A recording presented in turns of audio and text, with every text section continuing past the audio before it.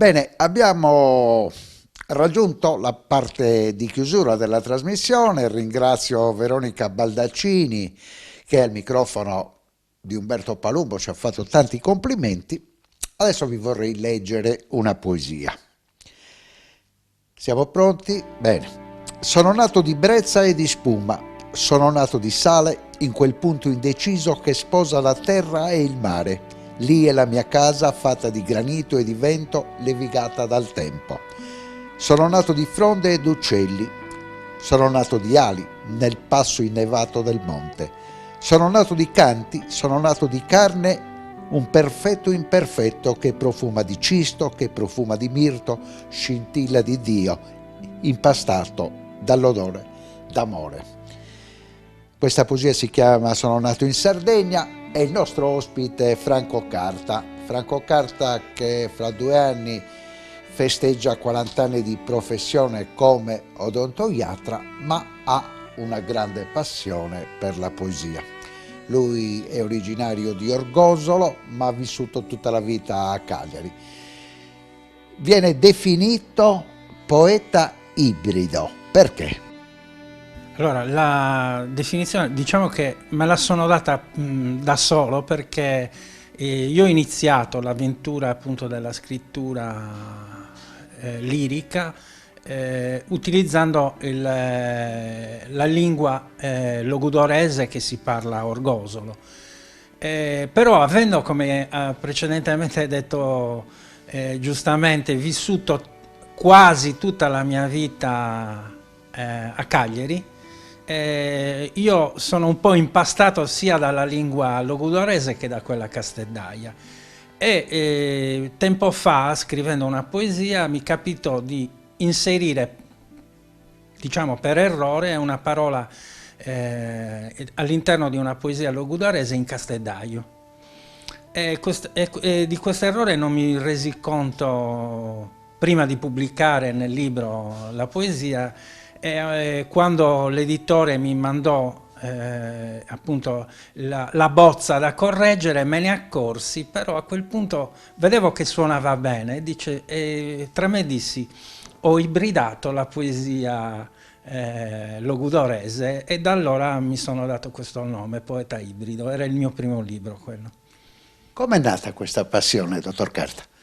Allora, io, come accennato, sono nato a Cagliari, però ho vissuto dai 3 anni sino ai 10 anni a Orgosolo, perché mio padre, diciamo che era nell'arma della polizia. Allora la polizia era un'arma, era proprio militare, ed era in missione lì nel suo paese, perché lui era nato a Orgosolo, per cercare di catturare diverse bande, tra le quali quella di Mesina. Nella sua vita ha fatto tante esperienze. Io credo che una delle più importanti è stato un viaggio di 1 mese in agosto per l'Operazione Africa. Avete lavorato con un collega per intervenire su 250 bambini nel Madagascar. Esatto, è stato nel 2012, diciamo che ho consumato le mie ferie quell'anno lavorando, ma con tanto piacere. È stata un'esperienza ricca di gioia e di cose che mi hanno reso la vita più bella.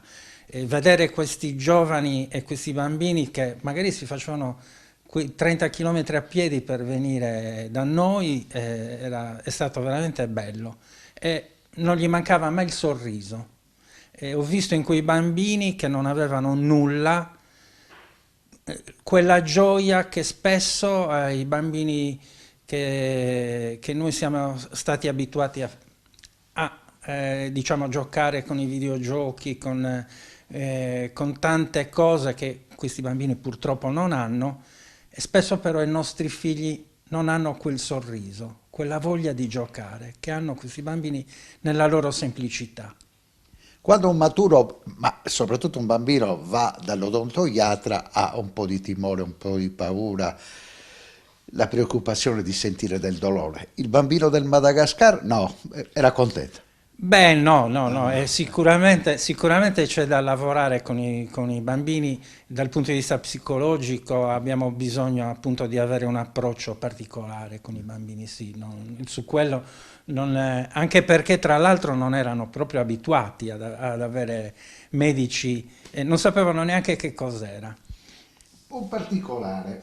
Abbiamo detto papà, nativo di Orgosolo, e la nonna, la mamma del papà, a Tidarora. Sì, allora intanto devo dire che in quegli anni vissuti a Orgosolo mia nonna fu per me quasi una madre, perché mia madre spesso viaggiava, io dovendo fare la scuola ero iscritto lì ed ero fermo in quel paese, nel paese di Orgosolo, non seguivo mia madre quando tornava a Cagliari, quindi avevo proprio un rapporto molto stretto con mia nonna e mia nonna aveva questo ruolo, non è un lavoro, è un ruolo. Satittadora, la tittadora era colei che quando una persona moriva era incaricata di cantare nella veglia funebre la vita in rima del morto. Quindi in estemporanea, se era una persona che conosceva, quindi sapeva che tipo di vita aveva fatto e cantava in rima. E questo canto era un canto non solo di pianto, era un canto consolatorio, era un canto di accompagnamento del morto all'aldilà. Tant'è vero che il termine è proprio attittu, da cui deriva il nome Attitadora, in sardo deriva dalla nenia che le mamme cantano durante l'allattamento del figliolo. Quindi sattittu è il canto mentre si dà la tetta, così proprio. E quindi la figura della tittadora è un qualcosa di più della prefica greca che faceva solo il pianto. Questa è una figura quasi, diciamo, mistica che accompagna il morto come se fosse un figlio verso il paradiso. Il cronista incalza il rapporto del dottor Franco Carta con i falsi idoli. Allora, qualche tempo fa mi capitò di andare a Oristano e visitai il Museo Arborense e lì venni a conoscenza di una storia cagliaritana molto particolare che pochi conoscono. La storia dei falsi idoli.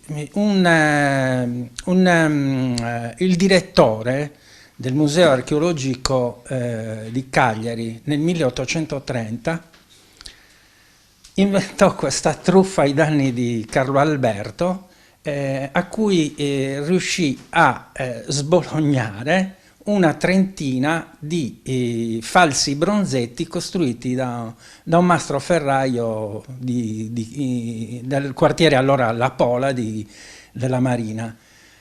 Bene, questa truffa ha sopravvissuto anche alla morte di Carlo Alberto, perché soltanto 70 anni dopo venne scoperta. E io, incoraggiato da questa storia particolare, ne ho tratto un racconto che ho pubblicato in un'antologia, Racconti di Sardegna. Un'opera realizzata da Franco Carta insieme a Antonio Barracato e Francesco Billeci. Liriche dalle isole. Di cosa parliamo? Allora, questa diciamo, avventura è nata inizialmente con un concorso di poesia vernacolare a cui ho partecipato proprio nel periodo del lockdown, quando non si poteva uscire, quindi è stato fatto tutto online. Questo concorso con una poesia in Castellaio lo vinsi e ebbi l'opportunità di conoscere questi due poeti, Antonio Barracato e Francesco Billeci, chiaramente solo tramite Zoom, non di persona perché non si poteva uscire di casa. E qualche mese dopo Francesco Billeci, che è un editore oltre che poeta, mi propose di tradurre le loro poesie dall'italiano al sardo perché era affascinato dalla musicalità della lingua logudorese. Io ci provai, gli mandai le traduzioni che mi avevano richiesto e immediatamente mi propose di produrre un libro in cui erano presenti 15 mie poesie, 15 poesie di Francesco Billeci e 15 poesie di Antonio Barracato, tradotte da me in sardo. Prossimo progetto? Prossimo progetto è un libro di poesie e prosa, quindi sarà, diciamo, un ibrido, come sono abituato, completamente in lingua logudorese, con le traduzioni fatte da me, chiaramente. Grazie davvero Franco Carta, siamo arrivati in chiusura di trasmissione, ci rivediamo tra 7 giorni.